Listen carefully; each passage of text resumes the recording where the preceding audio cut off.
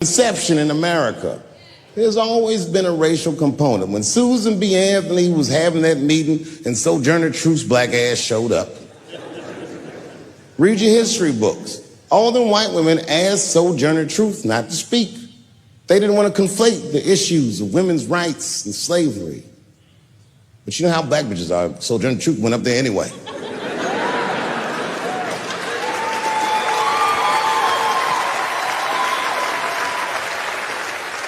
She did a famous speech. She said, "Ain't I a woman? Ain't I a woman?"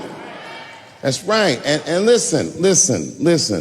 I supported the Me Too movement, but the whole time, I thought that the way they handled that was stupid.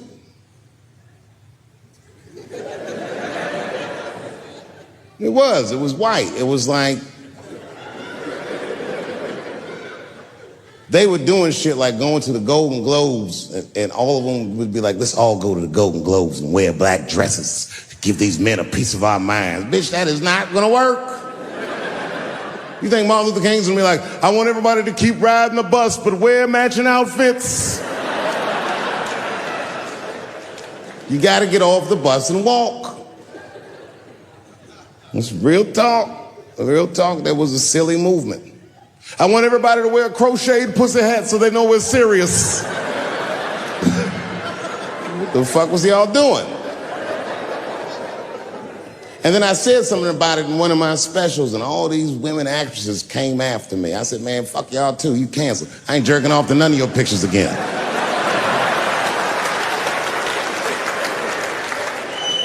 They were like, who is he to tell us anything? I'll tell you exactly who I am. I'm the one that got off the bus and left $50 million on the bus and walked.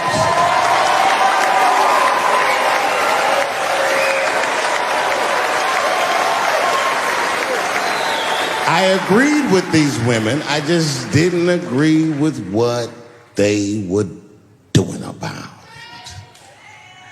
it. Right. No, it was annoying as fuck. Because if these women were serious, you know what they would have done? They all would have fired their agents. And they would have went to the mailroom of one of these big agencies and found a woman that was busting her hump in there and said, if you want to talk to us, then you have to talk to her. And if they did that, then she would be big and they would be big and nobody would get fed to Harvey Weinstein. But did they do that? No. Was that their idea? No. Surprisingly, it was mine. What I think the feminist movement needs to be very successful is a male leader.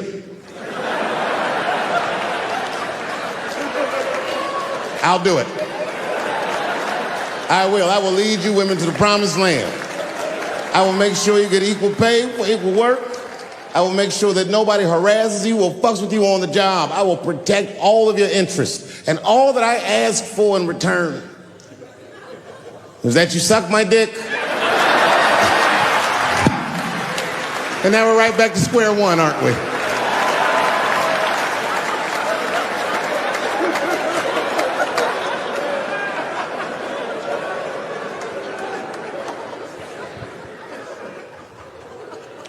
And now we get to the core of the crisis. What is a woman? What is that in this day and time? Is there even such thing as a woman or a man or anything? Seems to be a question nowadays. Now listen, women get mad at me.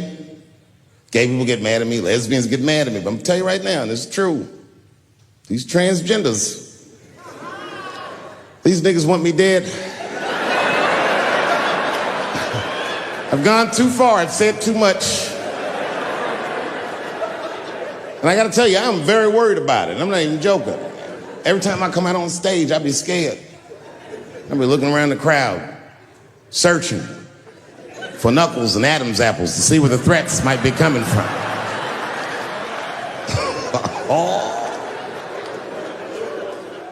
A nigga came up to me on the street the other day. He said, careful, Dave, they after you. I said, what? One they or many theys?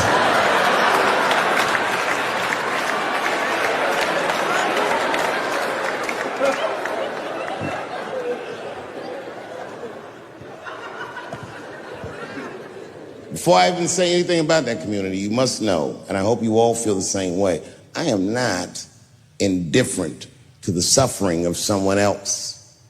There's laws, the mean laws in our country. North Carolina passed a law once that said a person in North Carolina must use the restroom that corresponds with the gender they were assigned on their birth certificate. No. No, that's not a good law. That's a mean law. No American should have to present a birth certificate to take a shit at Walmart in Greensboro, North Carolina, where the baby shot and killed a motherfucker.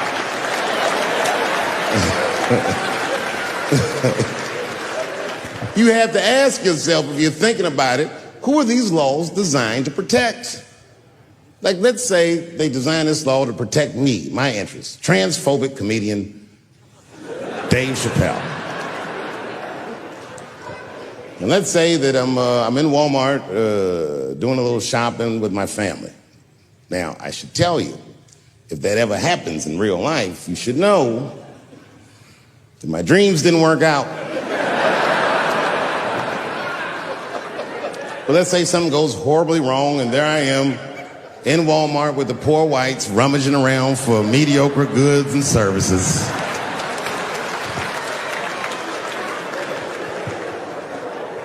And then I gotta go to the restroom. So I excuse myself from my family. I go to the men's room. Now I'm standing at the urinal taking a leak. And this is what this law is gonna do. And suddenly, a woman walks into the men's room. I'm gonna be like, that's strange. And then she stands shoulder to shoulder with me at the urinal. I'm gonna be like, bitch, what's going on with you? And then she hikes her skirt up and pulls a real live meaty dick out. And what do you think I'm gonna say? Thank God she's in here with me. At least now I know my family's safe. No, I'm not gonna feel that way at all. I'm gonna feel very uncomfortable. I would feel better if it was a man with a vagina who backed up to the urinal next to me.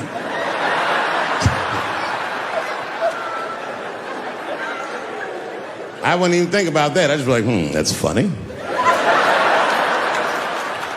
This guy is peeing out of his butt for some reason. Oh my God, he must be a veteran. Thank you for your service.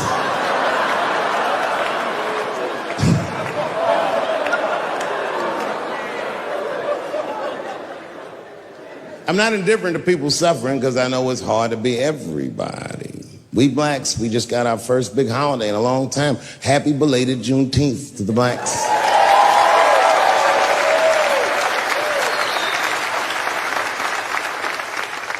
Juneteenth is a strange holiday, isn't it? It commemorates when black people in Texarkana area of the country first found out they were free. But remember, they were free when they found out. They just didn't know it yet. Very, very interesting holiday. You know, I learned something. This is a wild story.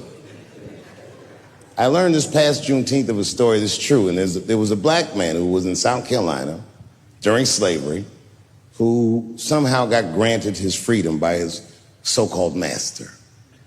And when his master granted him the freedom, he also gave him a plot of land. Now, it turns out this brother was brilliant. He had a good eye, a good knack for farming. And he farmed this plot of land very successfully and made a lot of money. And this is where the story gets crazy. When he got all that money, this nigga bought some slaves. Have you ever heard this before? This is a true story. Not only was he a slave owner, he became a slave breeder and employed tactics that were so cruel, even white slave owners were like, yo, my man. He was a wild dude, but he did it just because that's what successful people did at the time, and he just wanted to be down. What a fucking tragedy. How can a person that went through slavery perpetrate the same evil on a person that looks just like him? It's mind-blowing. And, shockingly, they're making a movie about him. Ironically, It's called space juice.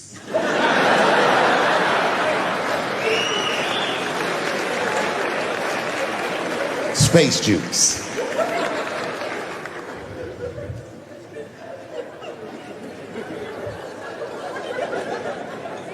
The point of that story is this person was invested in a construct.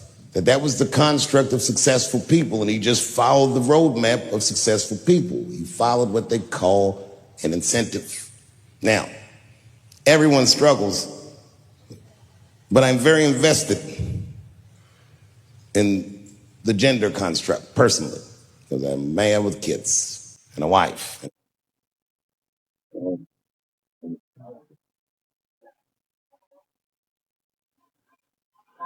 It's not easy.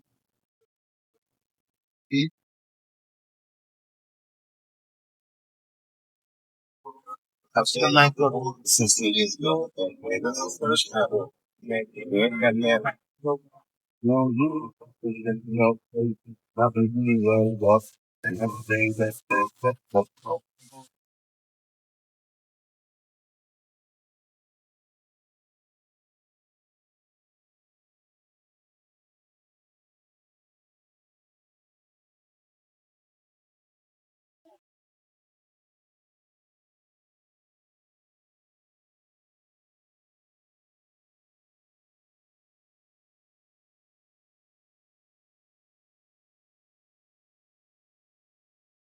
You, this is the threat. This gang is all things you can do about me.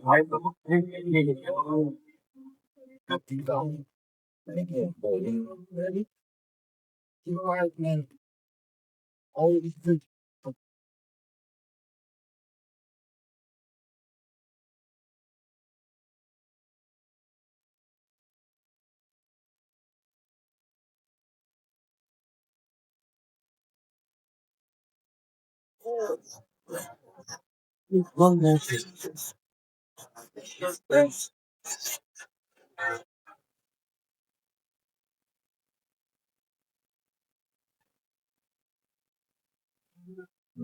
That's why the men were. Then you get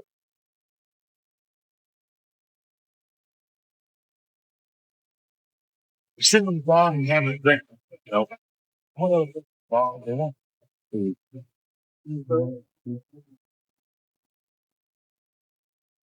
I'll tell the bartender, send that woman a drink on me. She's trying to spread the cheer. And I wish I didn't. This woman wanted to talk. She wasn't mean. She was nice. She was going to talk about shit that, what I mean? No nigga that's trying to get drunk. Don't want to hear about this bitch remodeling her bathroom. And, I'm sitting there trying to be polite. Oh, subway towels. Word. But then she hits a lick. Piqued my interest. She says, my daughter is coming home for the holidays. Oh, that's great news. I'm glad you're not going to be alone. Then she goes on and on about how great her daughter is. I guess her daughter got a new agent. She's out in Hollywood. She's in movies and on television and all this stuff. And as she's telling me this, I'm thinking, this woman is so sweet. She probably doesn't even know who I am or what I do for a living. Because I know what your daughter's out in Hollywood doing.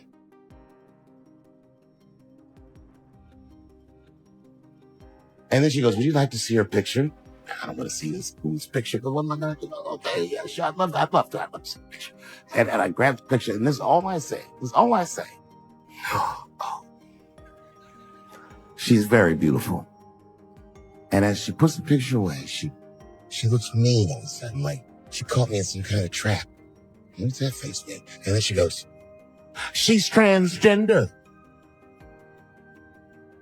And I think to myself, oh, this bitch does know who I am.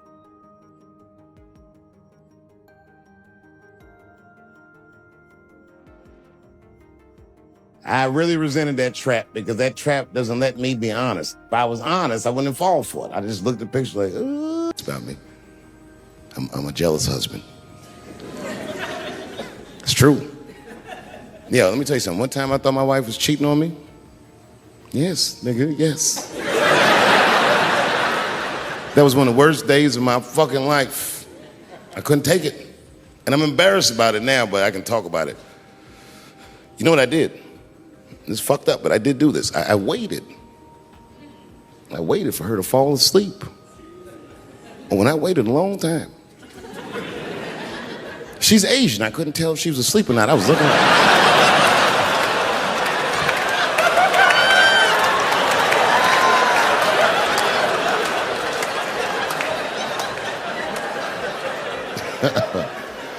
And when I was sure she was asleep, you know what I did? I stole the iPhone, took it downstairs and started trying out passwords to see if I could open it. I couldn't figure out the password. Then I remembered it's an iPhone. This shit has facial recognition. I was just like, oh. And that shit opened right up.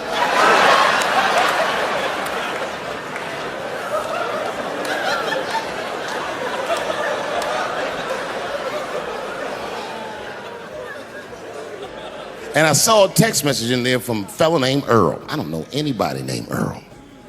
I woke her up out of her sleep. I said, wake the fuck up. Who the fuck is Earl? And she said, David, what are you talking about? Oh, don't you play dumb with me, bitch. I done opened your phone. Who is Earl? And she said, oh my God, David. That's gay Earl from the hair salon. I said, word, what am I, a dummy? How am I supposed to know this nigga is gay? And she was calm. She said, read his text and look at his pictures. I started reading the text. This fella sure does spell girl with a U a lot.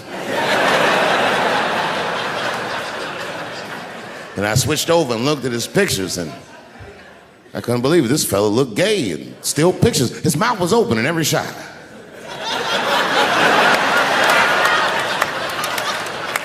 And then I knew she was telling the truth. And then I felt like dumb. I said, I'm sorry. I'm sorry. Okay, I'm sorry. Here, take your phone. I'm sorry, just go back to sleep. I am sorry. I guess I just been insecure because all this cheating I've been doing. Good night.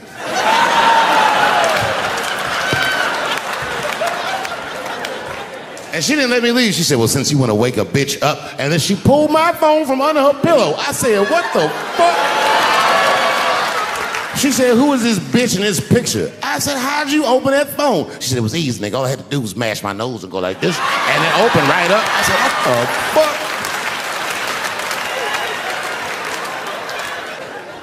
I'm gonna close the night with a long story. Do you mind?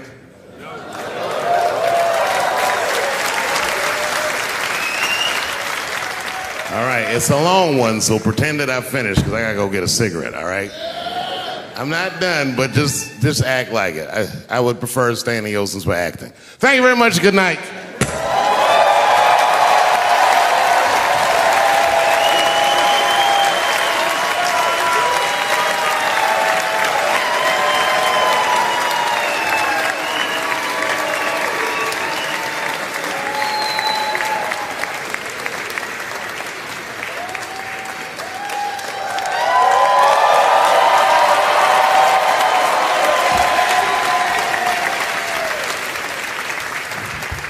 Thanks for not giving me a standing O, motherfuckers. This is the worst. It's all right. It's all right. I just wanted... This very night, as a 14-year-old boy, and I am living it as a 50-year-old man, my dreams are very strong. Today, I walked all around Washington. I used to be poor in this city, and all day people just said, hey, Dave, like they knew me personally, and I felt like I knew them. And I say to myself, my God, Dave, what a powerful dream. But then sometimes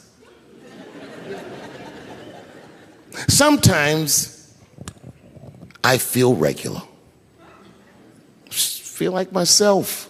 Maybe I'll smoke some weed and be in some nightclub and feel shy. But I'll look across the nightclub and I'll see some guy that no one's ever heard of. But this nigga worked all week and got bottle service.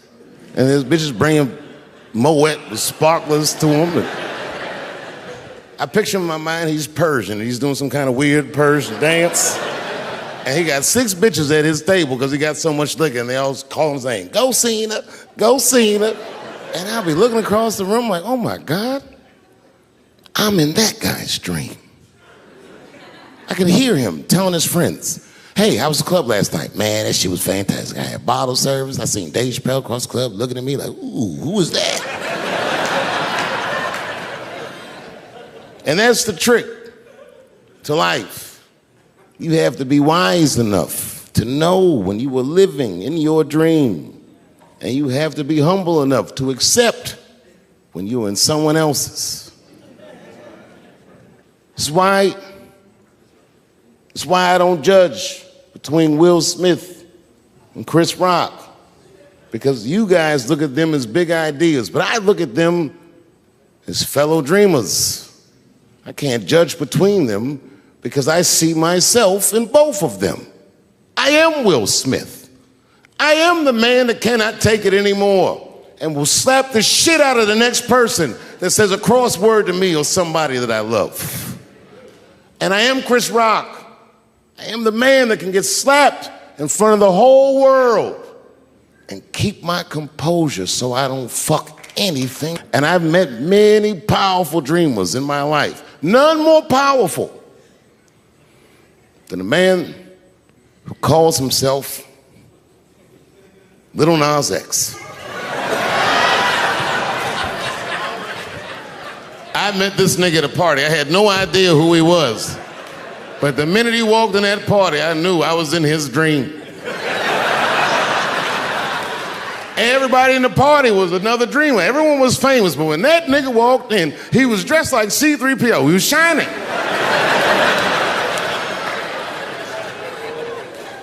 And everyone was like, oh my God, there he is. That's Lil Nas X. I didn't know who he was. And for some reason, out of all them dreamers, he walked right up to me. And he said, I tried to get you in my video. I didn't know what the fuck he was talking about. I said, what? I said, what? What video? And he just looked at me like, you know what video, and walked away. And I watched him walk away. I said, man, this nigga's having a very powerful dream.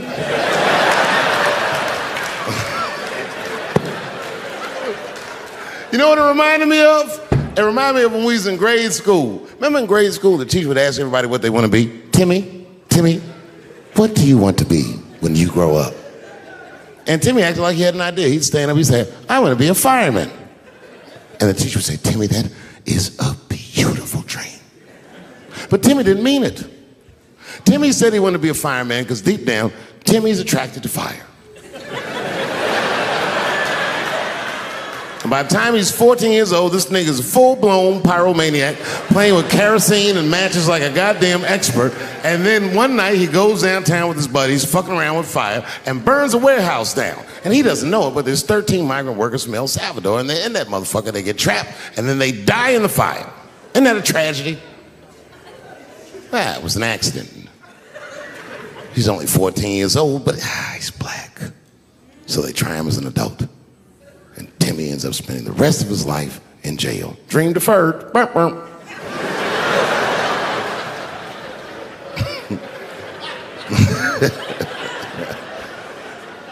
What about you, Billy?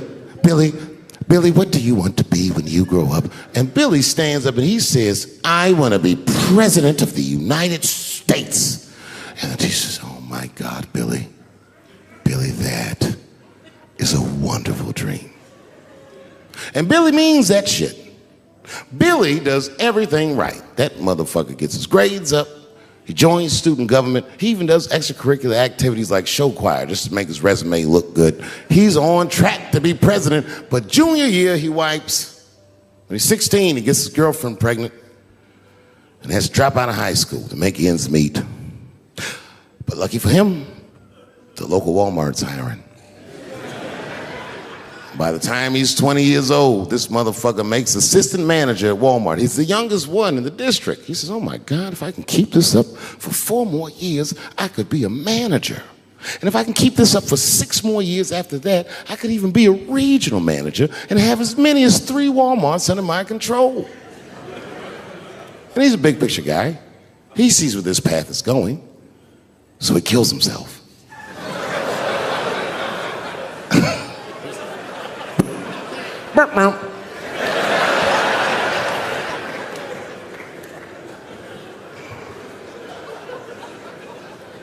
Well, what about you?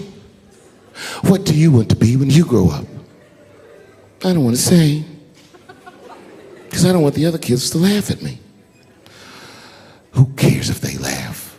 Your dream is yours. Own your dream so they can come true. Say it loud and proud. What do you want to be when you grow up? Little Nas X. That nigga stood up in front of the whole class. I want to be the gayest nigga that ever lived. I want to do a music video and slide down a stripper pole all the way to the depths of hell and suck the devil's dick at 10 o'clock on BET while all the kids are awake and can see me.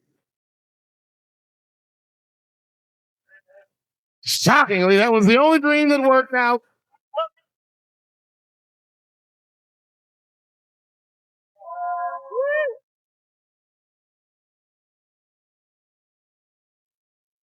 That's why I'm here tonight.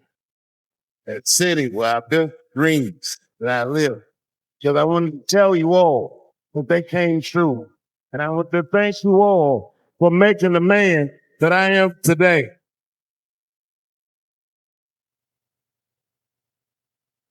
Yes, I am living a very powerful dream. Every time I come to this city, I stand in front of you. I live. It's in my gut. Yes. No, it's not funny because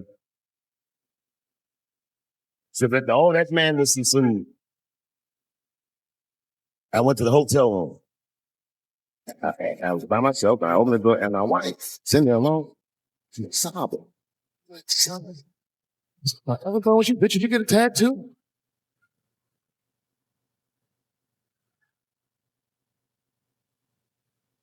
And she cried. She said, it's in kind. You bitch would have nothing.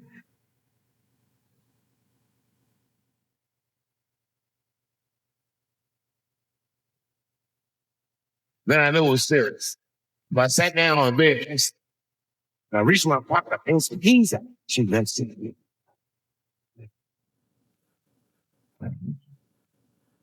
Gently placed it in her hands. I said, sweetheart, those are the keys to my safe deposit box. God forbid anything ever happen to me. But if it does, don't even worry about it. You and the kids have everything you need in that box. I've already taken care of it. And she was looking at them keys, and I could see her mind realize we were actually talking about. And then she just started crying harder. And to be honest with you, that made me cry a little bit too. And we hugged each other real tight.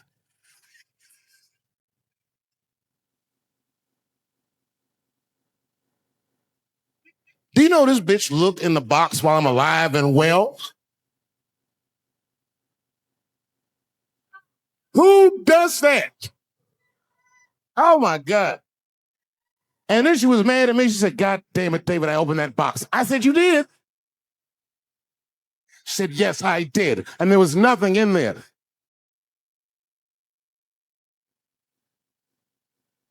I said, nothing. Oh. She said, nothing except your stupid joke book. I said, whoosh. She said, well, sweetie, look.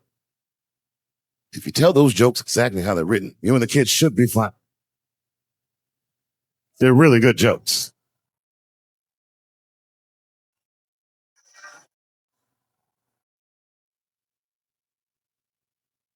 She's like, good jokes? What is this shit? Come join me in my watery grave. No, you got to roll your throat.